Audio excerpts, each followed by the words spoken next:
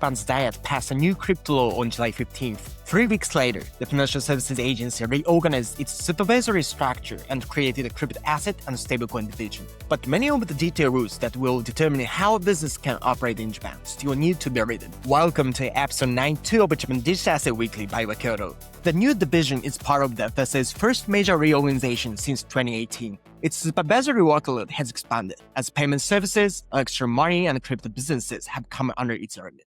The FSA has now replaced its former Strategy Development and Management Bureau and Supervision Bureau structure with 2 supervisory bureaus, one for banks and securities, and another for asset management and insurance. It also created a Director General for Secretariat to coordinate agency-wide functions and established 5 clearly named divisions. The Crypto-asset and Stablecoin Division sits within the Asset Management and Insurance Business Supervision Bureau, but the FSA has already been supervising crypto exchanges and stablecoin intermediaries through a council-led unit. In explaining the reorganization, FSA said the 5 new divisions were created by renaming existing council-led positions that were already at division head level. This makes the organization easier for outsiders to understand. It does not, by itself, prove that staffing or legal authority has expanded, that regulation will become easier, or that stablecoins have suddenly become a higher policy priority. Crypto assets and stablecoins are also not being placed under one identical legal framework. Once the law, passed in July, takes effect, the main regulatory framework for crypto assets will move to the Financial Instrument and Exchange Act, while fiat-backed stablecoins will remain regulated as electronic payment instruments under the Payment Services Act. The main crypto provisions are due to take effect on a date set by Cabinet order within 1 year of the law's July 23rd promulgation. That date has not yet been set. So, how are Japan's financial rules actually made?